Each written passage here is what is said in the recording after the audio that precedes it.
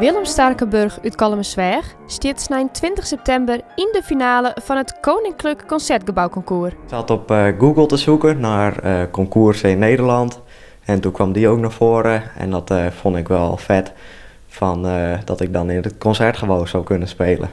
Dus daar wou ik wel aan meedoen. Ja, je moest een filmpje insturen. Dat filmpje had ik gebruikt van een filmpje dat gemaakt was van de regiofinale van Noord, van het Prinses Christina concours.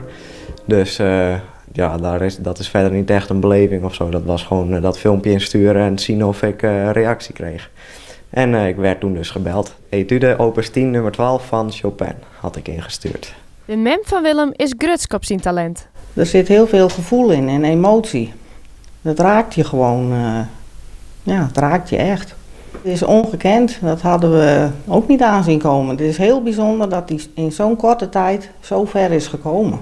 Willem had het pianospelen snel onder de knibbel, want hij begon er pas vorig jaar mee. Toen ik in de tweede kwam ik bij een jongetje in de klas, die kon ook mooi piano spelen.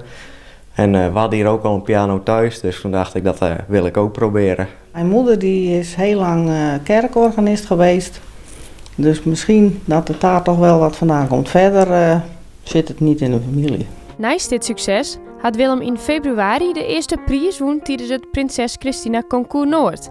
En daarom zit hij dus ook in de landelijke finale van dit concours. Een landelijk concours dat als doel ook wel heeft om klassieke muziek naar jongeren te brengen en kinderen met talent ook helpen, verder te helpen met muziek, zeg maar.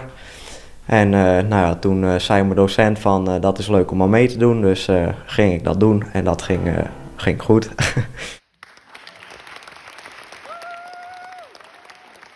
Afgelopen zondag moest ik de finale spelen. Werd er een opname gemaakt. Dan worden al die filmpjes van alle deelnemers gemonteerd. En dat wordt dan 23, 24 en 25 september uitgezonden. En dan komt 26 september de prijsuitreiking.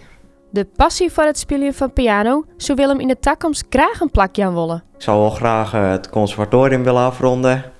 En dan lesgeven lijkt me ook wel erg leuk.